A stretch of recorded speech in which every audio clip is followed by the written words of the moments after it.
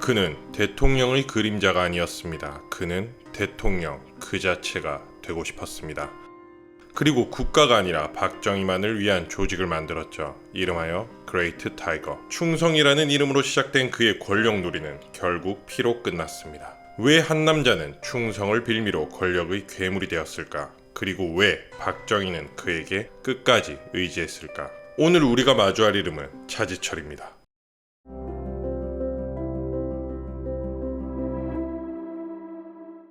1934년 11월 6일 경기도 이천군 마장면 오천리 외진 농촌 마을에서 한 사내아이가 태어납니다. 그의 이름은 차지철. 연한 차씨 가문 출신이지만 정실이 아닌 여성에게서 태어난 서자였습니다. 부친 차수차는 특별히 알려진 인물은 아니며 모친 김대하는 주막을 운영하던 평범한 여성으로 전해집니다. 그로 인해 그는 일찍부터 공식 가족으로부터 거리를 두고 살아야 했습니다. 그의 어린 시절은 말수가 적고 조용한 성격이었지만 그 내면에는 항상 외로움과 갈망이 자리하고 있었습니다. 형제들 사이에서도 자신만이 이질적인 존재라는 자각은 일찍 찾아왔고 그런 고립감은 차지철로 하여금 세상에 자신을 증명해야 한다는 강박으로 이어졌습니다. 유년기부터 그는 단단히 자신을 틀어쥐었고 감정보다 태도와 기세로 주변과 맞서려 했습니다. 중학교, 고등학교를 거치며 그는 조용한 모범생처럼 보였지만 그 속은 분노와 긴장을 내재한 학생이었습니다.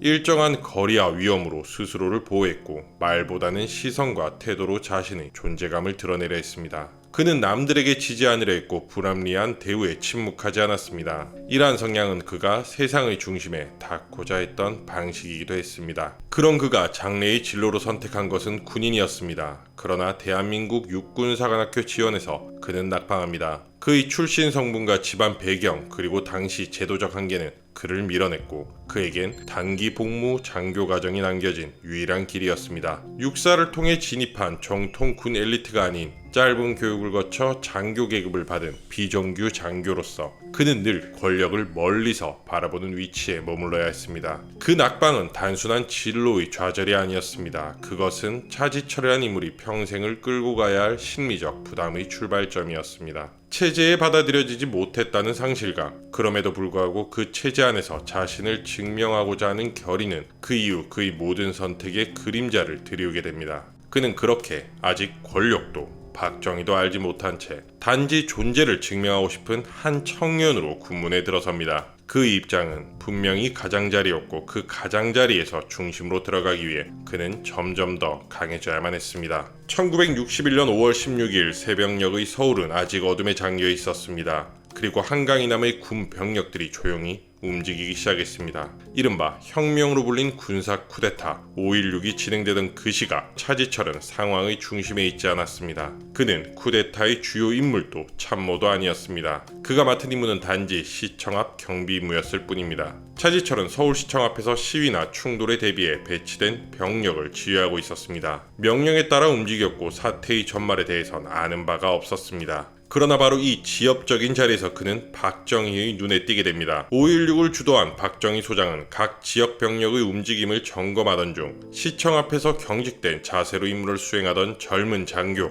차지철을 유심히 바라보았고 이 장면은 훗날 박정희의 기억에 강하게 남게 됩니다. 여기서 우리는 주목해야 합니다. 이 짧은 접점, 이 아무것도 아닌 듯한 순간이 차지철의 운명을 바꿉니다. 그는 이후 박정희가 권력을 잡은 뒤 기억에 남는 장교로 소환됩니다. 우연에 가까웠던 이 첫 만남은 훗날 대통령의 최측근으로 나아가는 첫 번째 디딤돌이 됩니다. 쿠데타 이후 군부 내에서도 다양한 인사이동이 있었지만 차지철은 빠르게 박정희 근처로 이동됩니다. 그는 곧 경호부에 발탁되며 대통령 직속 경호부대에 참여하게 되죠. 이 경로는 그가 정통 정보 작전 라인을 거치지 않고도 핵심 권력 주변에 진입할 수 있었던 유일한 통로였습니다. 차지철의 첫 경호 임무는 박정희 대통령의 지근거리를 맡는 것이었습니다. 의전이나 외곽 경계가 아닌 대통령 바로 옆에서 그림자처럼 움직이는 임무. 그는 여기에 남다른 의미를 부여했고 자신만의 방식으로 충성을 증명하고자 했습니다. 한 발짝 앞서 문을 열고 먼저 움직이며 눈빛만으로 상황을 파악하려는 그의 자세는 당시 주변 참모들 사이에서도 무섭도록 철저한 사람이라는 인상을 남기게 됩니다. 그러나 차지철에게 이 임무는 단순한 일이 아니었습니다. 그는 점점 박정희 개인에 집중하기 시작했고 국가 권력의 중심이 아닌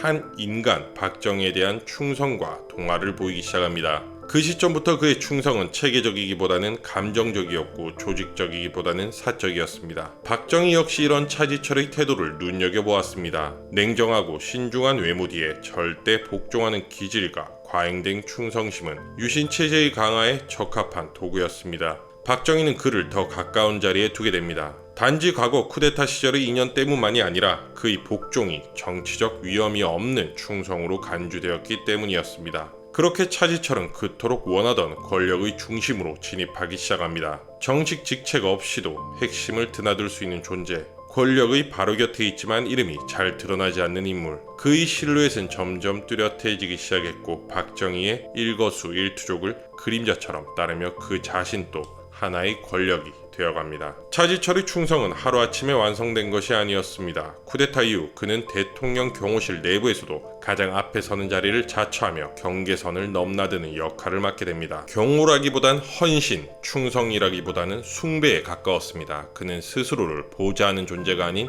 박정희의 일거수일투족을 신념처럼 따르는 신도로 만들어갔습니다. 당시 경호실 내부에는 침묵이 지배했고 차지철은 그 침묵을 충성으로 채워갔습니다. 이 충성은 절차와 규율을 넘어선 것이었습니다. 예를 들어 대통령이 계단을 내려갈 때 항상 한 발짝 아래를 먼저 밟는 것이 그에게 습관이자 의식이었습니다. 눈이 오면 눈을 밟고 대통령이 미끄러질 가능성이 있으면 미리 그 자리를 지우는 것, 누가 시켜서가 아니라 충성이란 이름으로 몸이 반응한 것이었습니다. 이 무렵 그는 자기 자신을 사람 차지철이 아닌 도구 차지철로 자신을 규정하기 시작합니다. 대통령이 명령하면 그것은 곧 신탁이었고 그 신탁은 해석이 필요 없는 수행 대상이었습니다. 심지어 박정희가 무심코 던진 말 한마디도 차지철은 그 뜻을 과하게 확장하여 행동에 옮기곤 했습니다. 이러한 과잉 충성은 점차 주위의 경계심을 불러일으켰고 경호실 내부조차 긴장감으로 가득 채워졌습니다. 하지만 박정희는 이처럼 예측 가능하고 무조건적이며 정적인 충성을 바치는 차지철을 점점 더 신뢰하기 시작합니다. 유신체제는 정치적 대립보다 정적인 안정을 추구하는 구조였고 차지철의 존재는 그러한 정권 운영 방식에 딱 들어맞았습니다. 그는 정치 논리에 휘둘리지 않았고 정적을 공격하는 데 주저함이 없었습니다. 언젠가 한 야당 의원이 대통령을 비판하자 차지철은 단상으로 올라가 마이크를 빼앗아 그 자리에서 의원을 직접 몰아세우기도 했습니다. 이런 그의 행동은 정당한 정치인의 행위라기보다는 대통령을 향한 감정의 분출에 가까웠습니다. 그는 점차 자신의 언행이 대통령을 대신해도 무방하다는 착각에 빠져들었고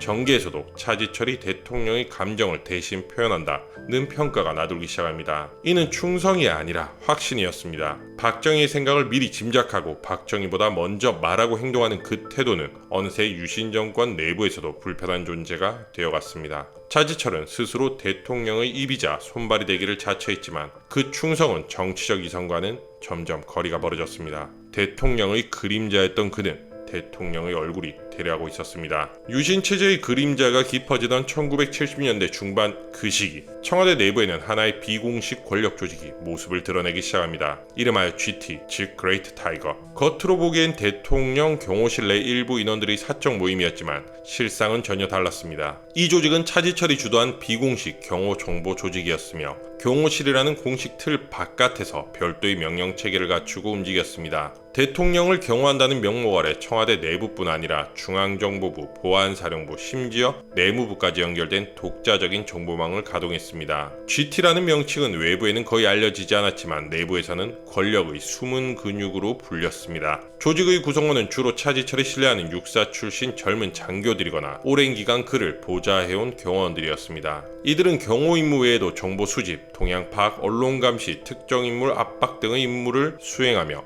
사실상 첩보 조직처럼 움직였습니다. 이 조직의 탄생은 필연이었습니다. 차지철은 박정희의 절대적인 신임을 기반으로 삼아 공식 건의와 비공식 영향력의 경계를 허물고자 했습니다. 그는 경호실이라는 틀 안에서 대통령의 안전뿐 아니라 대통령의 기분, 정치적 안위, 그리고 심지어 존엄의 유지까지 지켜야 한다고 믿었습니다. 그 미듭은 조직화되어 권력의 도구가 되었고 GT는 바로 그 결과물이었습니다. 1976년경 GT 조직은 청와대 경내에서 하강식이라 불리는 일종의 의식으로 외부에 드러나기 시작합니다. 매일 저녁 태극기를 내린 시간에 맞춰 경호실 전원이 집합하고 차지철이 직접 그 앞에 서서 조직의 결석과 충성을 다짐하곤 했습니다. 겉으로는 국기 하강에 대한 경검함이었지만 실제로는 GT의 조직력을 과시하고 권력에 대한 절대 충성을 각인시키는 의식이었습니다. 이 장면은 내부적으로 공포와 경애를 동시에 불러일으켰고 일부 참모들은 이를 사조직의 군기잡기로 받아들였습니다. 문제는 이 조직이 대통령에게 보고되지 않은 채 독자적으로 움직이기 시작했다는 점입니다. 박정희 이를 암묵적으로 용인했지만 그가 조직의 구체적인 작동 방식이나 보고 체계에 개입하지 않았다는 점에서 T는 사실상 차지철의 개인 권력기구로 변질되어 갔습니다. 정식 기구가 아니었기에 어떠한 통제도 받지 않았고 어떠한 책임도 지지 않았습니다. GT는 이후 언론 통제, 야당 인사 감시, 심지어 재야 인사에 대한 협박성 공작에도 일부 관여했다는 증언이 뒤따릅니다. 정보기관, 사법기관도 아닌 조직이 국가 권력 일부를 사실상 대행하고 있었던 셈입니다. 경호라는 명목하에 내부 통제까지 담당했던 이들의 활동은 점점 확대되었고 그 중심에는 항상 차지철이 있었습니다. GT는 단순한 사조직을 넘어 차지철이 유신 체제 내부에서 박정희의 얼굴을 대신할 수 있는 권력 주체로 자리 잡기 위한 사전 준비 단계였습니다. 공식 권력은 박정희가 쥐고 있었지만 실질적인 심리적, 정보적 장악력은 차지철이 가져가기 시작했습니다. 이 시점에서부터 박정희의 유신 체제는 미세한 균열을 보이기 시작합니다. GT의 과잉 활동은 중앙정보부와의 긴장을 불러일으켰고 차지철은 점차 내부 적재자들 사이에서 두려움의 대상이 되어갔습니다.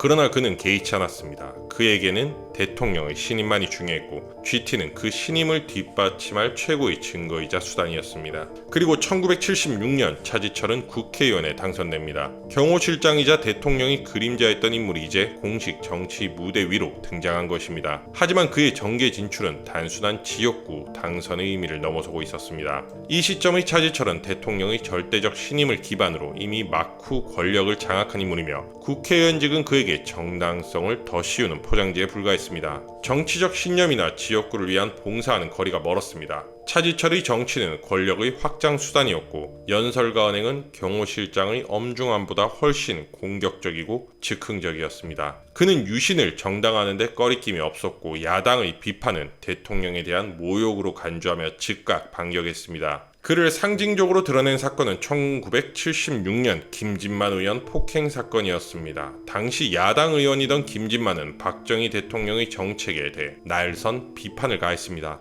발언 도중 차지철은 자리에서 벌떡 일어나 단상으로 돌진했고 마이크를 빼앗은 뒤 격렬하게 고함을 질렀습니다. 이후 비공식 회의에서 김 의원이 멱살을 잡고 밀치는 장면까지 벌어졌습니다. 이 사건은 곧바로 언론에 보도되었고 정치권 전체를 충격에 빠뜨렸습니다. 차지철은 사건 이후 어떤 해명도 하지 않았습니다. 그는 침묵했고 청와대도 이를 문제 삼지 않았습니다. 오히려 일부 청와대 인사들은 차 실장이 대통령의 분노를 대신 보여준 것이라는 식으로 해석했습니다. 그에겐 국회라는 공간조차도 하나의 경호 현장이었고 대통령을 향한 정치적 공격은 물리력으로라도 제압해야 한다는 확신이 자리하고 있었습니다. 차지철은 언변 역시 격렬하고 직선적이었습니다. 유신 반대 시위가 격화되던 무렵 그는 국회 연설에서 국가를 부정하는 자는 국민도 아니다 라고 발언하며 비판 세력을 국민 바깥의 존재로 규정해버립니다. 그는 점점 정치인이 외형을 한 경호실장으로 변모해갔고 그 모습은 여당 내 다른 정치인들조차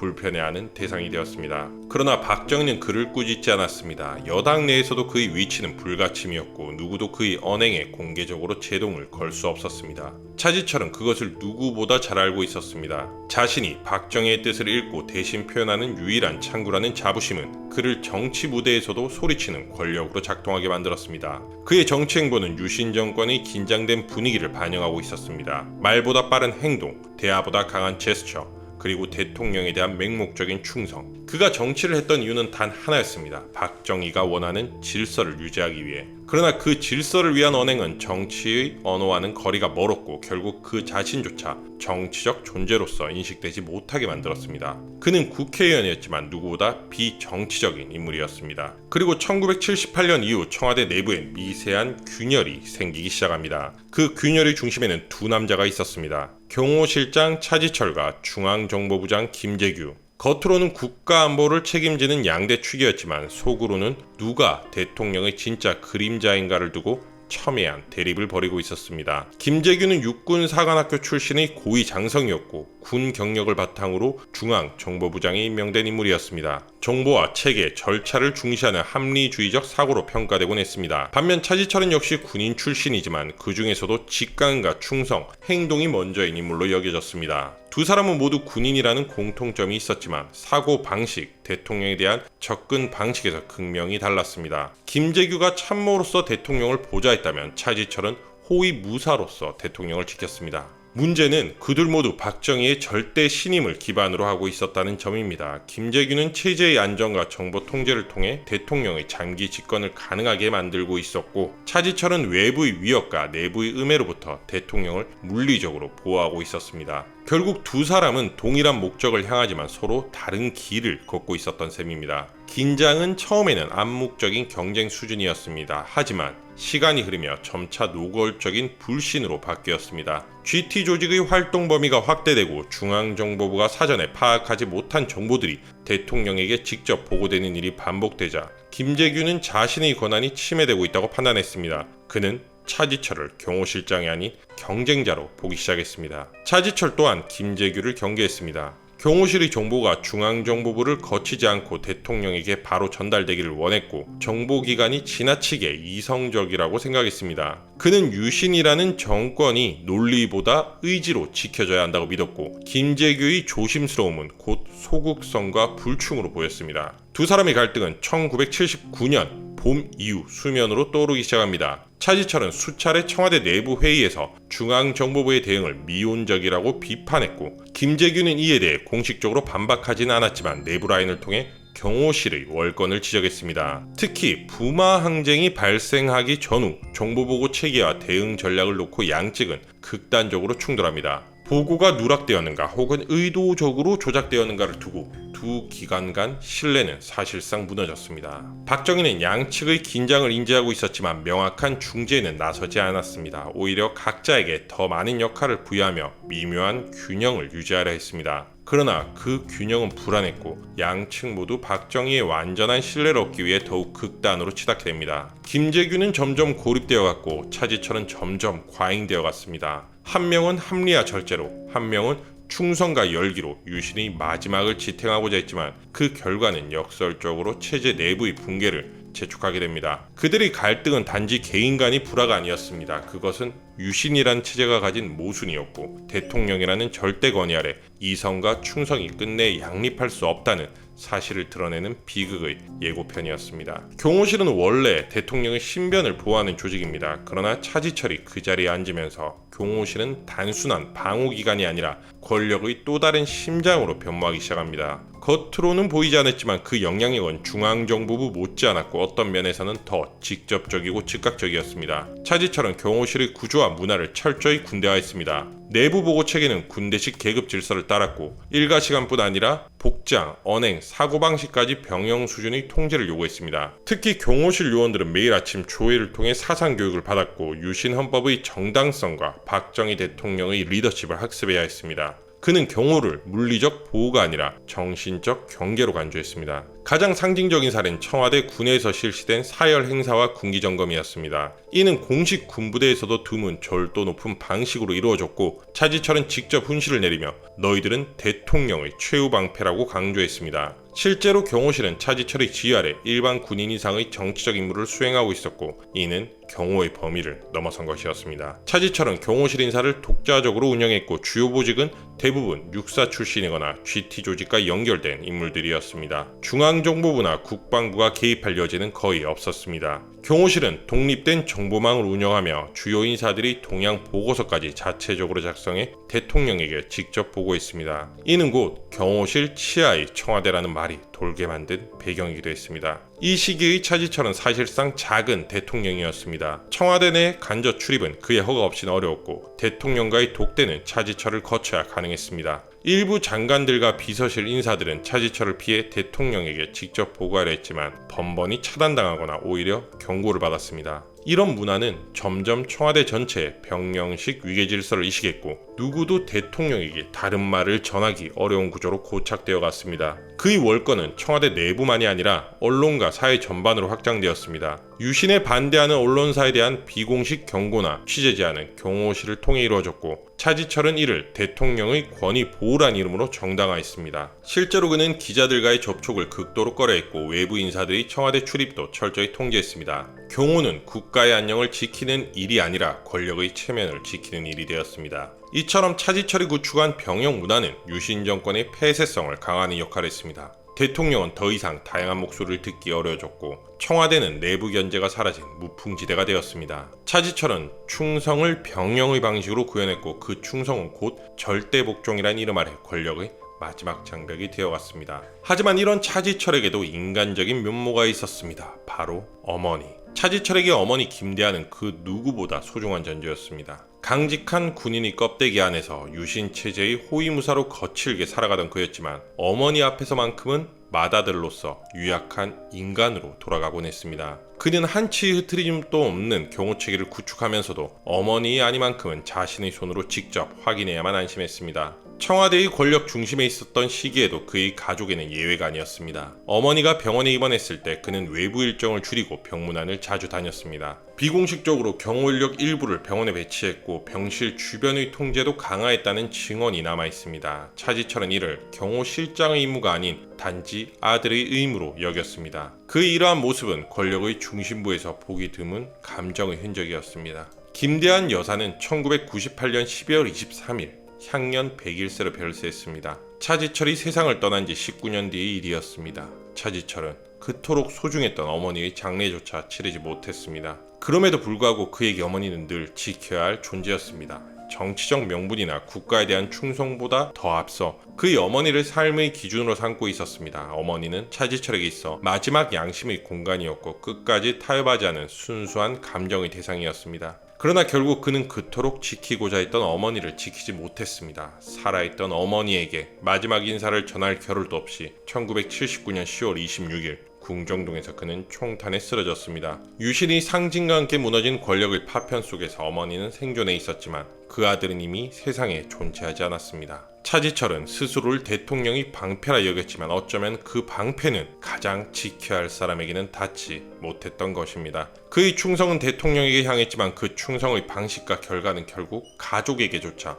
보호막이 되지 못했습니다. 그리고 바로 그 점에서 우리는 차지철이라는 인물의 비극을 다시 보게 됩니다. 권력이라는 거대한 무게를 짊어진 채 가장 인간적인 관계마저 잃어버린 한 사람의 초상을 말입니다. 1979년은 유신 정권의 시계가 빠르게 움직이던 해였습니다. 그러나 그것은 전진이 아닌 파국을 향한 가속이었습니다. 차지철의 심리 또한 그의 봄부터 균열을 일으키기 시작합니다. 대통령에 대한 절대적인 충성심, 김재규와의 긴장된 동거 속에서 그는 점점 더 체제를 지키는 사람에서 체제 그 자체가 되어가고 있었습니다. 그해 5월 YH 무역 사건이 발단이 되어 전국은 흔들리기 시작했습니다. 야당 총재 김영삼의 제명, 이에 반발한 부산, 마산 지역 시민들의 분노는 급기야 부마항쟁이라는 집단적 저항으로 폭발했습니다. 이 시위는 단순한 반정부 시위를 넘어 유신 체제에 대한 전면적 부정이자 박정희 체제의 임계점이었습니다. 청와대는 위기 상황에 직면했고 대통령의 판단을 둘러싼 긴장감은 극도로 고조되었습니다.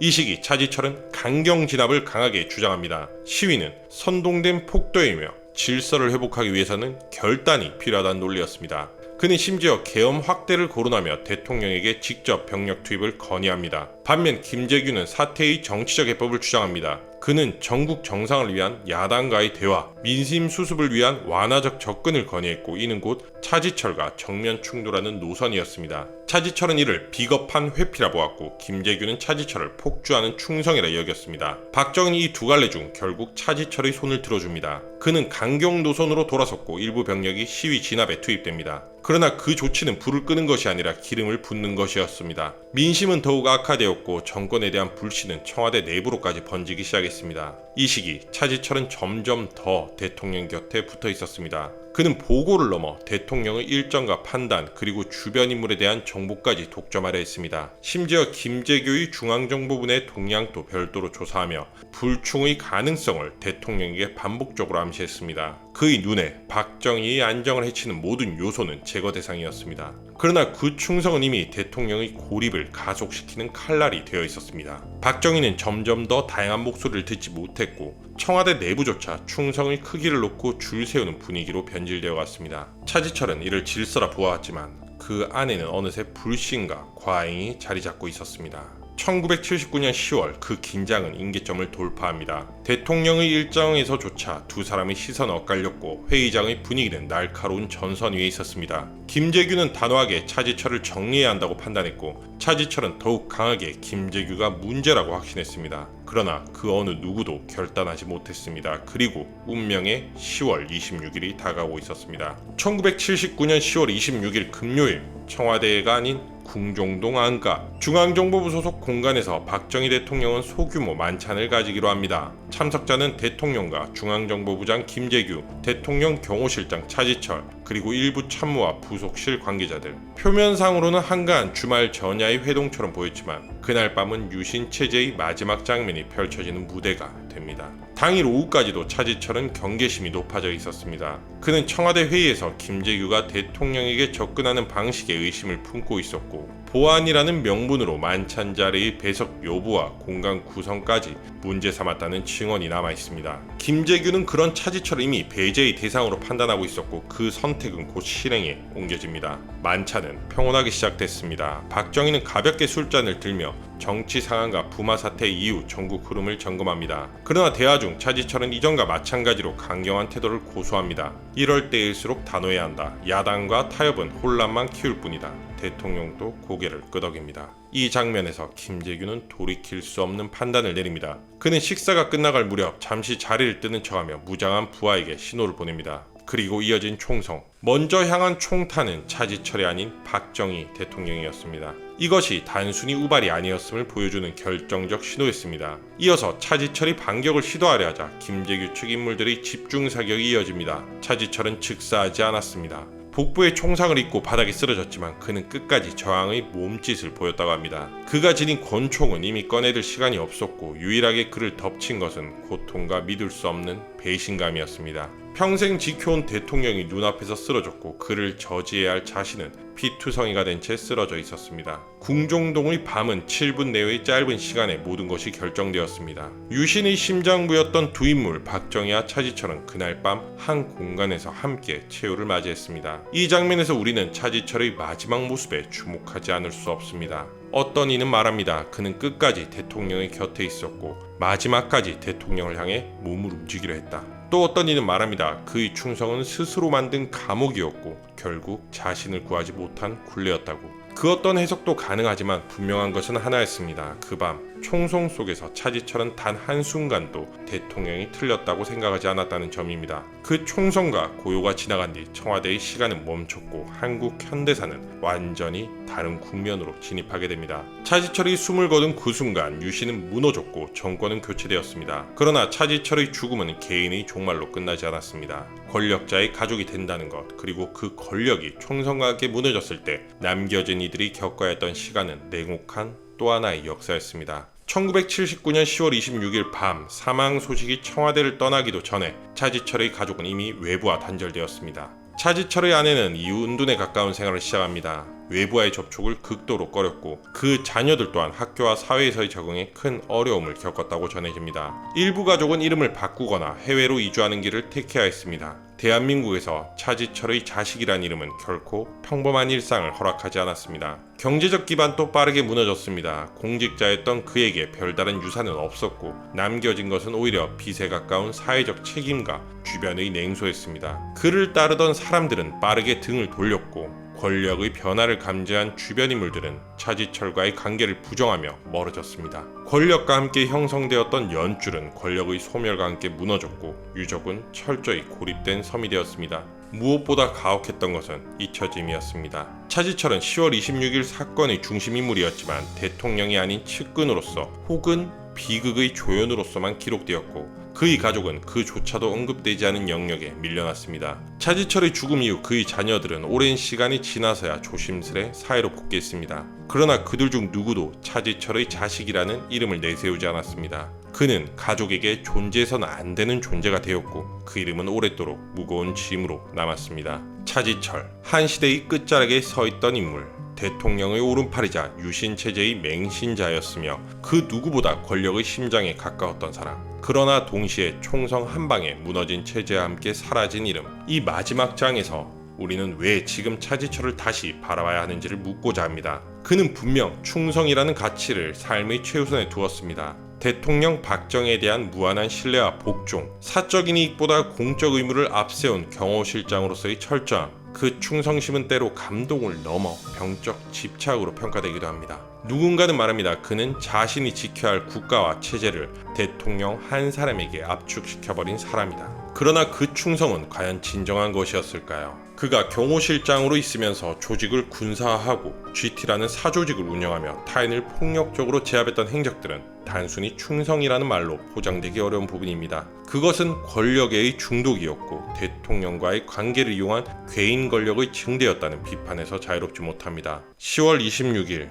총성이 울린 그 밤, 차지철은 마지막까지 대통령의 곁에 있었습니다. 그의 행동은 끝내 총탄을 막지 못했지만 그가 꿈꿨던 절대 충성의 한계를 드러내는 상징적 장면이기도 했습니다. 김재규의 방아쇠를 막지 못했고 대통령의 죽음을 막지도 못했습니다. 철저한 충성이었지만 결국 무력했습니다. 그의 생애를 되짚어보면 차지철은 늘 누군가를 위해 살아왔습니다. 어머니를 위해, 대통령을 위해, 체제를 위해. 그러나 정작 그는 자기 자신을 위해 살아본 적이 있었을까요? 내면의 결핍은 외면의 충성으로 채워졌고 인간적 고뇌는 철저히 감추어졌습니다. 그렇기에 그는 더욱 위험한 인물이었습니다. 인간이지만 인간성을 잃어버린 충성의 화신, 권력은 그에게 방패였고 사명은 그의 족쇄였습니다. 우리는 이 지점에서 질문을 던져야 합니다. 차지철은 과연 시대의 희생자였을까요? 아니면 그 시대를 만든 가해자였을까요? 단지 박정희의 부하였을 뿐인가? 아니면 유신체제를 실질적으로 떠받친 축이었는가? 그의 생애를 단순한 권력자의 최후로 보는 것은 역사에 대한 도피일 수 있습니다. 차지철이라는 인물은 우리의 체제 안에서 충성이라는 미덕이 어떻게 왜곡될 수 있는지를 극단적으로 보여주는 예시였습니다. 그렇게 그의 삶은 오늘의 질문이 됩니다. 우리가 지금 살아가는 이 시대에도 충성이라는 이름으로 정당화되는 억압은 존재하지 않는가? 개인보다 체제가 앞서는 구조 속에서 우리는 얼마나 자유로운가? 지시라는 이름 아래, 사명이라는 구호 아래 누군가의 이름은 또 다른 차지철이 되어가고 있지 않은가? 차지철은 1979년 10월 26일 밤 대통령 곁에서 총탄에 쓰러졌습니다. 그러나 그날 밤 사라진 것은 한 개인만이 아니었습니다. 그것은 충성이라는 이름 아래 눈 감았던 민주주의, 권력에 의해 조율된 질서, 그리고 그 안에서 침묵했던 수많은 이들의 얼굴이었습니다. 우린 이제 그 이름을 다시 써야 됩니다. 단지 한 명의 경호실장이 아니라 시대의 구조와 그 그림자까지 통찰할 수 있는 역사적 렌즈로서 차지철이라는 이름은 이제 단순한 인물이 아닌 우리 모두에게 던지는 물음표가 되어야 합니다. 그리고 그 질문은 지금도 여전히 유효합니다. 충성이란 무엇인가? 권력이 요구하는 신념은 어디까지 정당한가? 그리고 그 끝은 누구의 책임인가? 오늘의 역사 이야기를 여기서 마무리하겠습니다. 이상 멀리서 더 멀리서 역사 이야기를 전하는 전지적 역사 시점이었습니다.